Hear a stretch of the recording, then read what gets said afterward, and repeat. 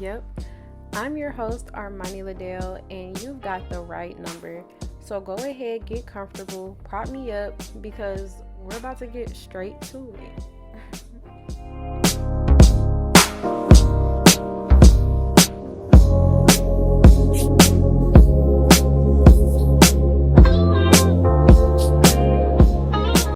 Okay. So I just want to say thank y'all for coming and welcome to the Right Number podcast. This podcast is basically just me journeying through life as a young adult.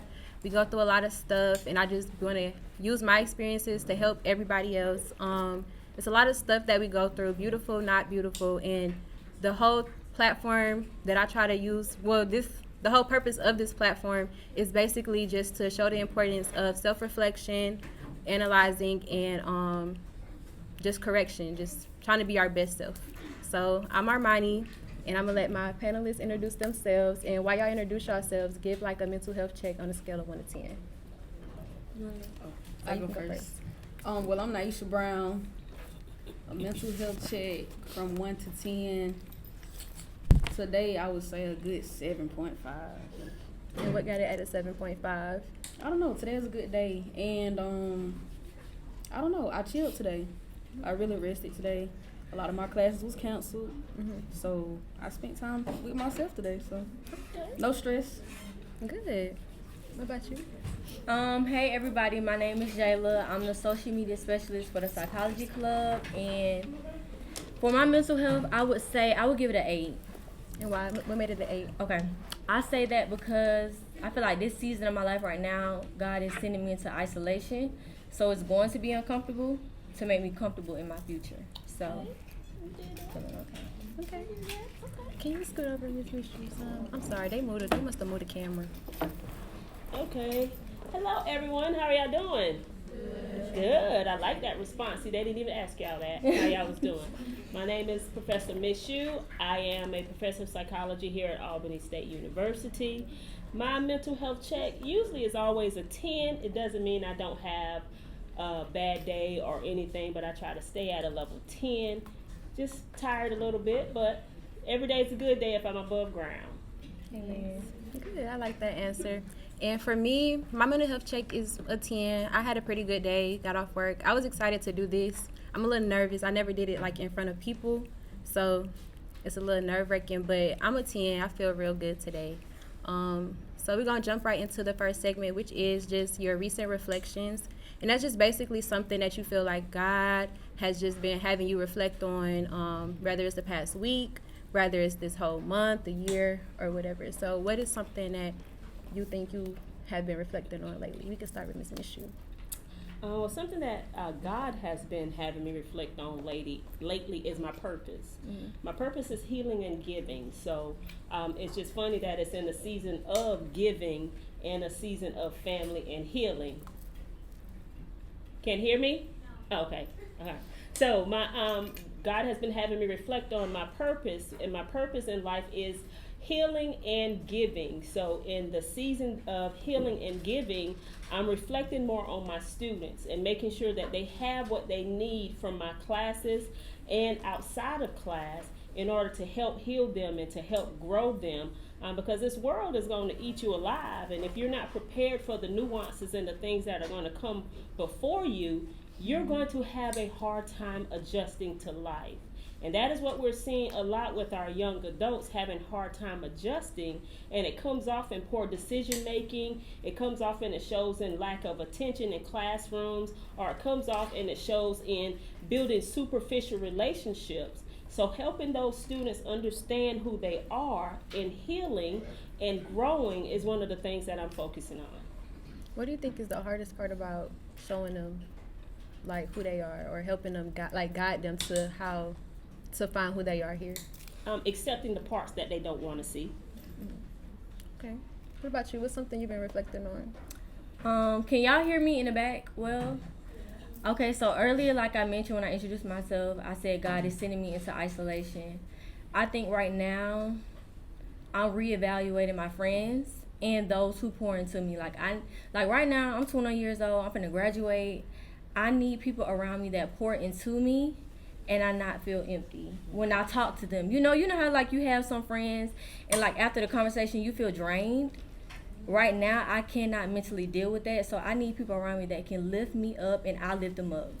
Like balance each other out. So like that. Has that been hard, or how was that process for you? Like, is it a struggle trying to filter the friends you have, or do you think it's kind of easy for you to kind of maneuver through that stage? I think it's easy because I'm like, I read energy.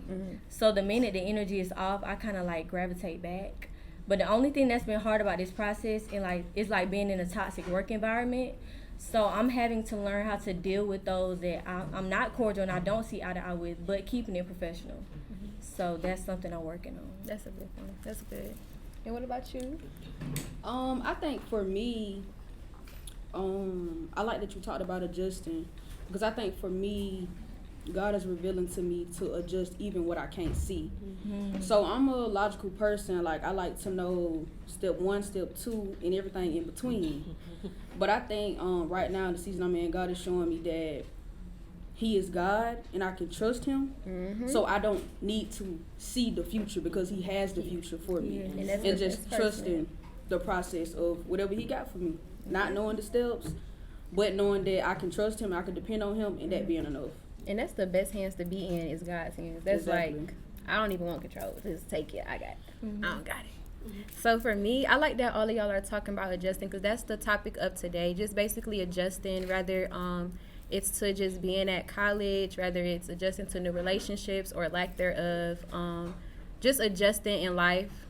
Just adjusting in life, however it pertains to you. So for me right now, I would say the biggest adjustment that I'm having right now is just adjusting to, I like to call it like slow life, because for y'all that don't know, I just graduated college and now I'm working here. So it's like I'm working in an environment where I used to just have fun. I used to have all these friends, just go out, do what I want, and now I'm in a professional setting and I have to kind of condense it all. And then like Jayla was kind of saying, like the friendship wise, like I have to know who I can hang with. And as I continue to follow Christ, it's like, okay, certain things I know right from wrong. Certain things I can catch up on energy really well. And it's like, okay, you didn't have my best intentions, or this situation doesn't have my best intentions. So it's about maneuvering through it and just accepting it for what it was and accepting that God is going to show you. You don't have control, just adjusting. What is something that you feel like you're adjusting to right now? I don't know. That's a hard one though, because I want control. We all do want control. So honestly, the biggest thing I think about is really just my future, because not that I shouldn't have a plan. Like, I should have a plan, I should see after it, but I want to know, like, when I get there, what's gonna happen. So I think adjusting to just like not knowing, like embracing the moment. Somebody told me that this week I was talking to them about just concerns about about my future, and he told me, he was like, you're overthinking it so much, and you're thinking about the future that you're not embracing moments. When moments come, embrace the moment. So I'm adjusting to embracing the moment and staying present. That's something I had to learn too. Just staying present. Like, if you're too busy worried about the past, too busy worried about the future, you're not even seeing what's in front of you right now. Because this is a whole lesson, a whole blessing inside of just right, like this right here. Say we up here talking, and like your mind is just from what happened 10 minutes ago, or your mind is from what's about to happen when you leave here. It's like you're not even catching what is meant to be caught right here. You're not seeing what God has for you right here in this moment, because you're too worried about what's coming or what happened.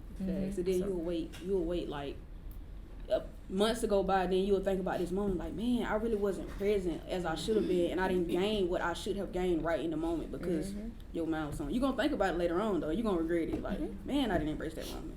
Yep. What about you, Jayla? What you think that you're adjusting, besides the friendship, or you can even go deeper into the friendship? Like, how was the adjusting process, or what would you say the biggest like trouble you're having right now with adjusting?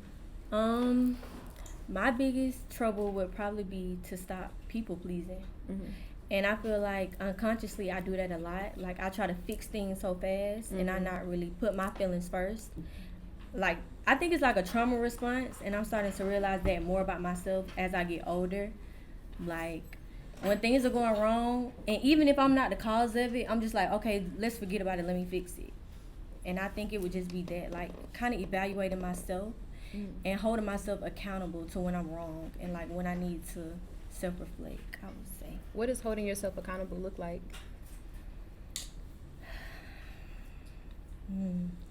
Hold on, I wasn't ready for that yet. My man, we get deep. I'm saying, like, we gonna Okay. dig deep, so. I would say admitting when I'm wrong and saying, I'm sorry for hurting your feelings when I said this. Even if I didn't mean for it to come off like that, I'm sorry for making that reaction come out of you. Even though you can control how somebody react, you can control the narrative. So I would definitely say just apologizing, really, you know? Kind of stepping outside of yourself to see where somebody else is coming from. Yeah, looking from different angles of a Yeah. situation. Even though I feel this way towards something, I have to look on their side and get in their shoes and say, okay, so why did they respond like that? Why do they feel that way? So Kind of putting your, because I've experienced that too, so kind of like putting what I know aside, not just like throwing it in the trash, but like just like, okay, let me see where you're coming from. Like, let me try to put like you said, put myself in your shoes to kind of understand your thought process. Doesn't necessarily mean that I agree with it, Right. but it's like, okay, even if like I know you really well, I knew how you grew up, I know this is how you'll take this, so I'm not gonna charge it to your heart basically, and just try to fix whatever is going on. Okay, what about you, Miss Shu? This season in my life, as I have a few years on everybody in here, I'm not in a season of adjustment. I've learned and understand what it takes to adjust and how to adjust without compromising who I am and my beliefs and who God has called me to be. So when I have conversations and when I'm posed with situations, I know how to analyze them first before I make a move to see how I need to move and how I need to adjust. But I'm big on verbalizing my feelings and making it known that this is how I feel and this is not something I'm going to adjust to, or I can adjust to this much, but not all of this. So basically like setting boundaries Correct. as well. That's what adjusting is. And it's so hard too. Oh my God. It gets easier. Yeah. That's real. I like that a lot because we have to have boundaries. Because we, like you said, if you don't want to get into like people pleasing. Because if you're adjusting, I had a problem with that, like just adjusting myself to everybody that has something to say. And it's like, okay, you don't like when I do that, so let me change because you don't like how I do that. And my friend over here, oh, that hurts her feelings. Let me talk a little softer because I know I can come off a little harsh. But I realize like people that know you, they'll do the same thing for you. So if you know I talk a little hard, you know I don't mean it like that. So don't try to make me feel bad every single time I slip up. So that's real. I know a lot of times in college we kind of, or when I was in college, but y'all still there, so I ain't too far from y'all. Like, not too much. But I know a lot of people talk about just like feeling like the environment is new, like being in college, like the environment is new. You're away from home. Even if you are from the city that you're in at college, you're still like away from home. You have a newfound freedom. How do y'all feel like y'all adjusted to just college life or being out here and just being in a whole new environment? Well, I'm from Albany and I stay home, so I don't stay in a dorm. And I'm really just not coming outside my house for real this semester. But so my adjustment would be a little different. I think for me, my family, like I'm the first. Well, me and my cousin, we're the first people to get a bachelor's degree. So there are certain things that in my home or just with my family, I can't talk about because they're not going to understand it because they haven't been in this position before. They don't know the struggles, or they'll think just coming to college, oh, you go to class, you got work, okay, and what? I work a 9 to 5, or what, you know, so they downplay our role as students or as much stuff we got to take on as a student. So, I mean, I don't know, it's a little different. I don't really know how I'm adjusting to that, honestly. What do you feel like as a student? What's something that you're taking on that a lot of people may not understand? Or that you may think, that a lot of people don't understand? As a student, like with my family? One, the pressure of being a student. Like, we worry about our grades. Okay, let's break it down. We got spiritual life. We got personal life. We got school life. I'm a president of a club. Come on, student leader. So I got all these things, and it's like, so to the naked eye, it looks like, oh, you just going to school, you're just a student. But what about the studying? What about when my mental health is low and I don't feel like doing an assignment, so I didn't do the assignment, and now I'm failing. And now my mental health is lower. And now my mental health is lower. They don't understand that, because you have one job. To them, you just have one job, and that's to go to school, sit in the classroom, take knowledge, go take your test. But it's more to it. It's more to it than that. So yeah, they don't understand that. And then you around so many different people, and it's like you have different influences, different. You're trying to keep up with a social life. You're trying to feel included, but still get your stuff done. Because you ultimately you're here for a reason, but it's still like we're gonna have fun. Like, we're away from home. It's a newfound freedom. It's like trying to walk again. Just adjusting. I'm telling you, adjusting is so crazy to me. Like, you gotta adjust to every single part of life. For but sure. what do you feel like your biggest adjustment? You from Albany too? You know I'm from Albany, the big 229. Uh-oh. The big 229. Yeah. But yeah, how did you feel coming to college? I know you transferred from. I transferred from Valdosta State, so I came from a PWI to a HBCU. Even though I'm from Albany, that was like a big shift. And I'm the only child on my mom's side, so it's always just been me and her. So I think the big adjustment was not being so dependent on her. Like, naturally, she made me dependent on her. Like, I had to need her. Like, I wouldn't say need her for everything, but she kind of like tried to prevent me from making wrong, so she would do it for me unconsciously. Like, so as I got older and I got to college and I was away physically, I just had to learn to not call her for everything. Like, I get applications in my email. I don't have to call her first and be like, Mama, should I fill that out? No, I need to do it on my own. So, like, why not? I ain't gonna lie. Hey, listen, I'm calling. I do be calling, What but I do be this trying to mean? like do it on my own because she'll take over. So, And then that is another thing too. Like, we have to like learn who we are as adults, because we're no longer like trying to fulfill that person that our parents want us to be anymore, because we're not in their house. So now it's like just finding yourself in college, and with finding yourself in college, you kind of lose yourself. And then I'm not gonna lie, when I lost myself, it was like, who is that girl? Like, and then when you find yourself again, it's like, then it's all that embarrassment, like, dang, I went through all of this, I had to do this, I should have did this better, grades could have been better, social life could have been better, relationships could have been better.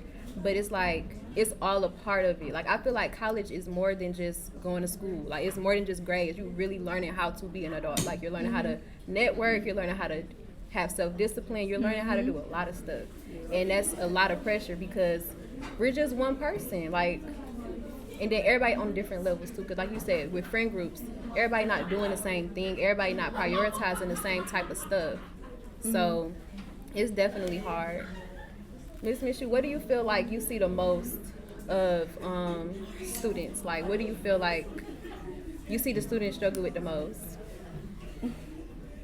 Active listening. I see the students struggle with active listening the most, right? When you're presenting something before them, and it's hard to adjust and pay attention because the time frame and the attention span is so short that it does not give time for longevity in active listening, because we get distracted so much by everything else around us that we don't see the learning opportunities in front of us, right? So you're in school, as they said, to learn something, but when you're presented with something to learn, you would rather be distracted and not learn. So that's the one adjusting thing that I really notice about students. And you guys were talking about these adjusting moments.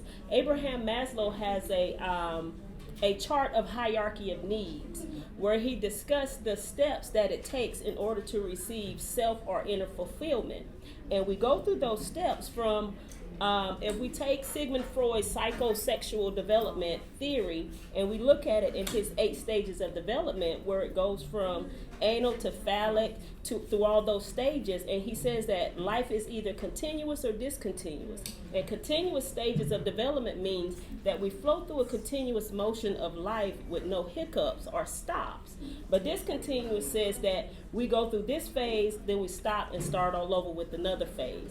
And that's pretty much what adjusting is, right? So you went from K-12 in that phase, and then you had to stop adjust, and now we're going through college life. So now once you finish with college life, you go through this emerging adult phase, and you're stopping and adjusting again. And when you come to the Abraham Maslow's hierarchy of needs, his first layer talks about physiological needs, where you need those things to give you grounding, like food, shelter, water, those things that your family or your parents or your guardians usually provide for you. And now you have to do that on your own. And then it goes to the safety and security, where family once gave you the money that you need to buy these things, or the school once provided you with these things. Now after college, it's all on you. So you're dealing with how to navigate that. What is that going to look like? Is this degree that I'm earning going to give me what I need once I leave here to take care of myself? Then it goes to the self-esteem, right? You thought you found who you were when you were in college, and now once you get out, you start looking at your friends sometime and comparing yourself to them, like, oh, they're doing this and they're doing this, and I'm here, right? So where does that leave me? So now we're dealing with those self-esteem issues all over again, as if we were in high school, trying to adjust to the new of who I am. And then we go to the self-actualization. And self-actualization says, once I've mastered all of these steps, now I feel fulfilled just to do it all over again. So life is always continuously adjusting. And I feel like that brings on a lot of anxiety. Yes, it can. That brings on a lot of anxiety because, like, while you say that, like, you say that all the time, like, you're exactly where you're supposed to be. Yep. Like, you don't think nothing you're doing is abnormal. Like, you're exactly at where you're supposed to be. But it's like, it's being okay with that and accepting that part.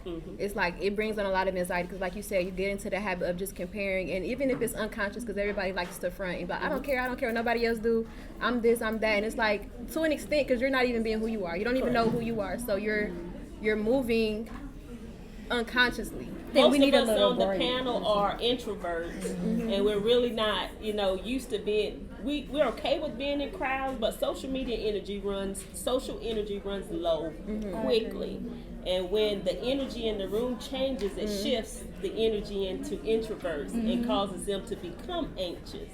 So in the beginning, there was not a whole lot of anxiousness, but as the rambunctiousness comes, the anxiousness magnifies. Okay, yeah, I definitely agree with that. So, where's Bree? So, we're going to take a brief intermission. Yes, ma'am. And then we'll come back. Okay, y'all, so we are back with the panel, and we do have a new face here. So, Nyla, go ahead and introduce yourself. You can start with your name and your mental health check, and then what you're adjusting to right now. My name is Nyla. My mental health, I say, is like a 6.5. And right now, I'm adjusting to being alone. So how does that look like for you right now? I mean, it's challenging because it's always been me and somebody else, or just me and other people, never just been me. So I'm kind of just sitting in with me right now. Okay. And have you had any like reflections, anything you've learned so far with just being you? Yeah, I've had a couple of them. I'm trying to think though. Make sure you speak up too so they can hear. Okay, yeah, I've had a couple of realizations. I'm trying to think on them though. I can't, off the top of my mind, I can't think of none for real. Well, while you're thinking, I'm going to pose the audience a little bit. Nyla says she's adjusting to being alone in this stage in her life. She says she's usually her with somebody else or her with a group of people. But right now she's adjusting to being alone. Does anybody else feel like they're adjusting to being alone or with or by themselves? What does that look like? For me, last semester, I was so used to being with somebody and so clingy to them that I wasn't used to just being, it was used to just being me. And I guess I had to take a break from that to realize, like, to stop myself from needing them too much because I didn't want to be too clingy and I wanted to figure out who I was as a person. So that was just for me. Okay. Anybody else? So I'm not adjusting because, like, I've always been by myself. But I can tell you, like, once you get used to it, it's peaceful. Like, once you get around other people, you be like, no, this ain't for me. I gotta go be by myself. Like, it's very peaceful. And, like, that's probably, like,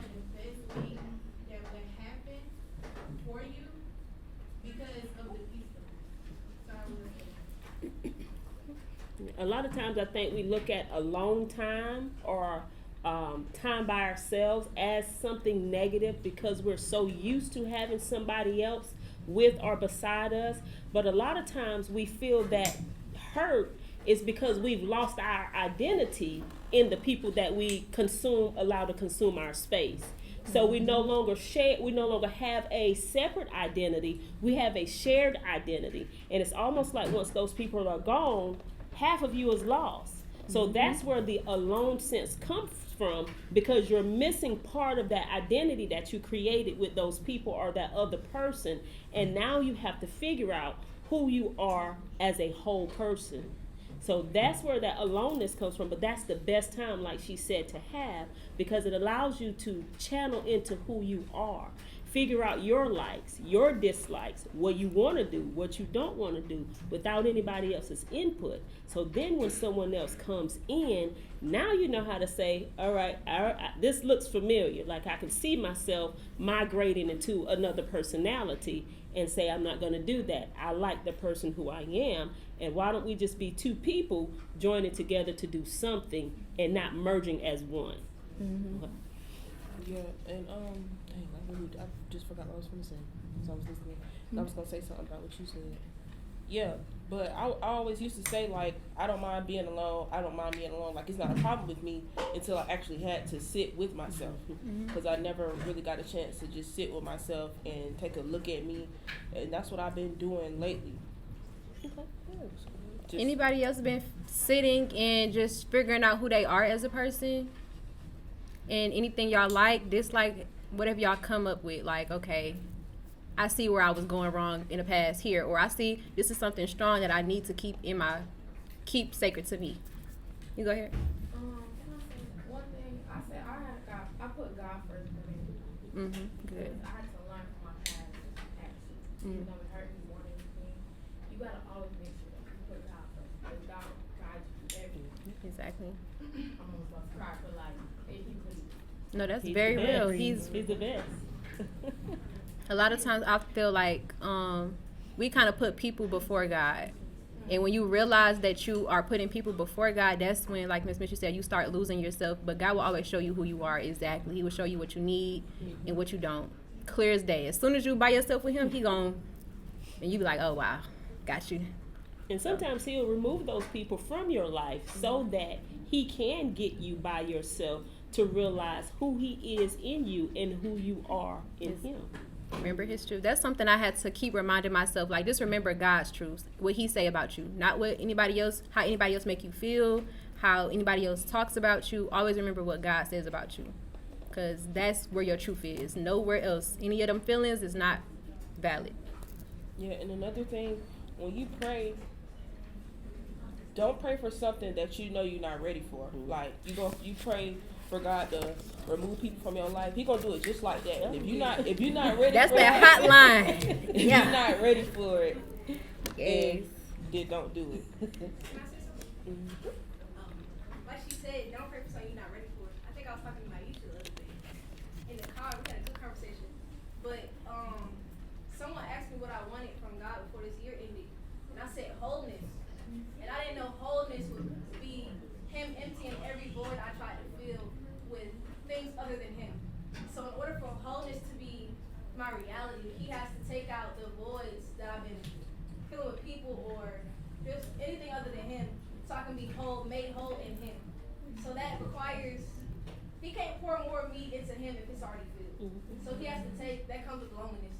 So He has to take those spaces and remove me from situations, remove me from relationships, remove me from just environments. So He's able to give me the wholeness that I desire.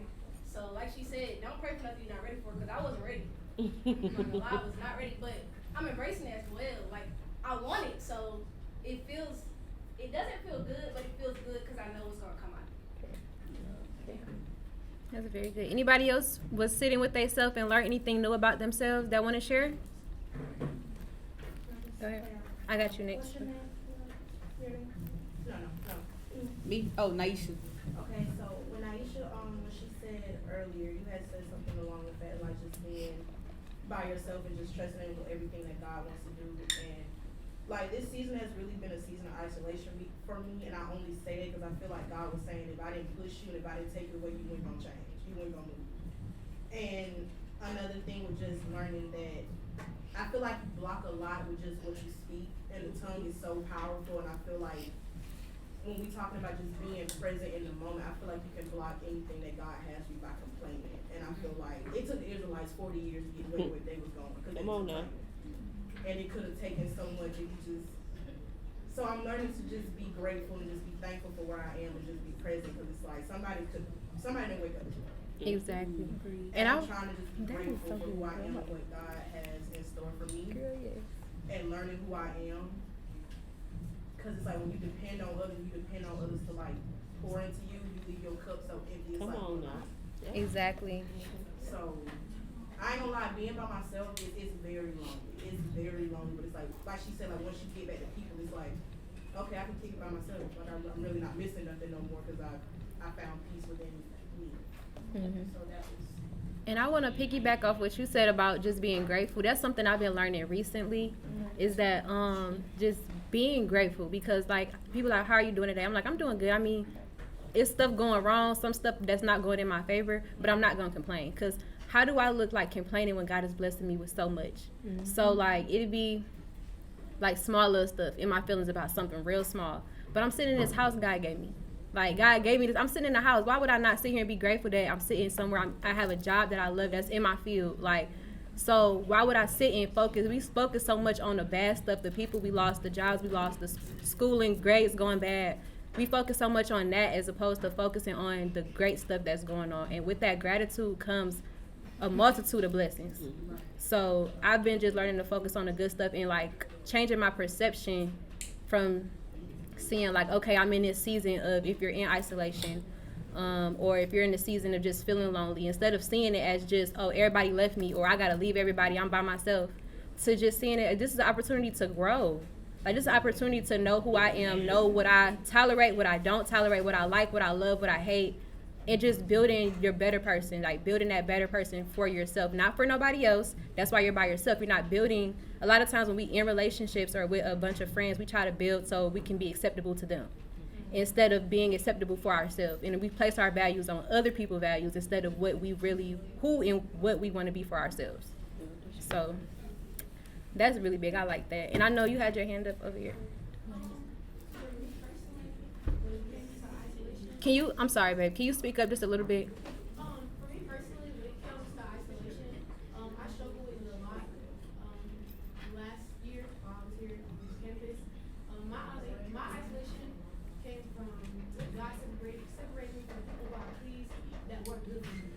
And I know that might sound like kind of like contradictory, but I have noticed that like we can get so used to not wanting to be alone that we people please the people who are hurting us the most. But we don't realize it because we don't want to be by ourselves. And so when I had to do that, I came to realize that it's okay to be by yourself, but in the physical, you're alone in the physical world, but spiritually, you're not by yourself. Never. God is always with you. You take God every morning when you wake up, you take God when you go to sleep, you take God when you leave your room, when you go to class. And no matter where you are in your life, God is always with you. So I had to learn that for myself. And then one thing that God always spoke to me about and taught me that it takes a lot more energy to hate is a strong word, but it takes a lot more energy to hate somebody to just forgive them in silence within your isolation. Correct. And I had to learn that I was still people pleasing by putting so much energy into not liking the person. Exactly. So that was the biggest thing that I took out of my isolation. And it hinders you more to sit with that hate or that anger towards somebody than the other person. It hurts you way more than you think you hurting them. Oh, I'm gonna be mad at them. I'm gonna make them feel that. No, don't. You're not making them feel nothing. You probably making them laugh. Like, so you hurting yourself more, always. And to anybody say anything to say before I wrap it up? Yeah, I had something else to say. Okay, go ahead. Yeah, for me, I had to learn the hard way to be by myself, because every time I would be in a relationship and be like, okay, I need to be by myself, I need to be alone, but somebody else would come along, and then somebody else, and then somebody else, and then finally the last person, and God was just like, girl, you need to sit down, because I would be like, I need to sit down for real, but I would never sit down. He was like, okay, so here's what we gonna do. I'm gonna make you sit down, and you make me sit down. And that's what I've been doing, sitting down, looking at myself. The crazy thing is when God wants to sit you down and you don't adhere to it, it gets worse and worse. Every single that time. test, every time that test comes around, it's the same test, just different people, different situations, but it's the same test, and you always hurt a little more each test until you like, Lord, you know what? I'm gonna listen now. You got it. I'm gonna sit back. I'm gonna sit back. I heard you. Yeah, I heard you that time. So making sure you hear what he's Listen. telling you and you actually see those tests, because they're not disguised differently. It's the same exact test, just a different person, a different scene, a different location, but it's the same exact test. And once you learn that test, you don't have to take that test anymore, right? A test is repeated until it's learned. You got to be willing to pay attention, because it's always right there in your face. You just got to pay attention and open your eyes. And I don't want it to seem like it's just about people. A lot of times we try to like subject everything to just like relations, friendships, whatever, but it's about life, like school, jobs, like your relationship with God. Like it's about everything. It's not just about, oh, I got to remove everybody out of my life. No, sometimes you need to remove your body from an environment. Sometimes you need to remove your attention from a thing. Like just don't only place it on people. I think that's good too, because a lot of people, like, we really like to run to God a lot when it's something with people hurting us. Exactly. But it's like you said, we have to involve him in everything. Exactly. So you could be pursuing something that God ain't even meant for you to pursue. Like maybe that's you trying to go for nursing, and God like, no, I'm trying to make you a big time business owner. What are you doing? Exactly. So it's true. Like you really do have to put him in everything so he can guide you in everything, every single area. Because sometimes it's deeper than people. Like Yeah. it might look like people, but it's really this area. You keep getting your heart broken in Albany because you ain't supposed to be in Albany. So get out of Albany. But yeah, so just take that into consideration too. We are gonna wrap the episode up though. Before I go, I just like to know something that you've learned, like the right advice. What would be your right advice? So we can start with Miss Mishu. Don't start with Miss Mishu. We can start over here. What would be your right advice just for anybody? It can be related to adjustment. It can be related to just life period. But what would your right advice be? Okay. My advice would be for you to forgive yourself, be patient with yourself, and be gentle with yourself. That would be my advice. Like when you're in a situation, you always think about the other person hurting you, but at the end of the day, you sort of kind of got yourself in that situation, so you need to also forgive yourself as well as you forgive the other person, and be gentle and be patient with yourself. Okay. What would your right advice be? I think my right advice would be, to simply lose the idea of thinking that you're gonna control everything. Mm-hmm. Because you're not gonna control it. It's a lot of stuff that happen that you cannot control, and what you can't control, just go with the flow and embrace the moment. That's my right advice. I got an episode on that. I'm gonna need you to watch that episode. Right. Come on, promo. I need you to watch that episode for real.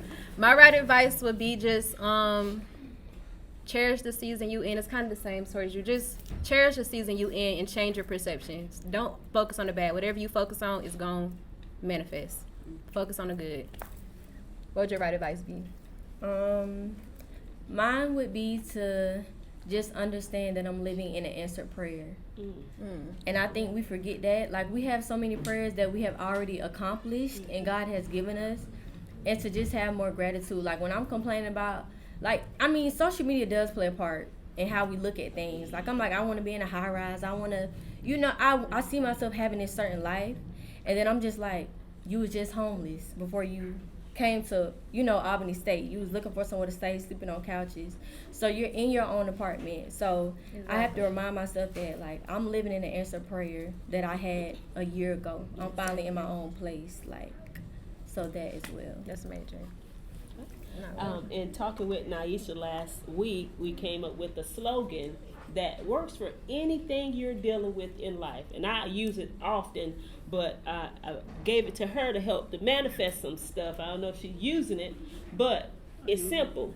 See it, accept it, work it.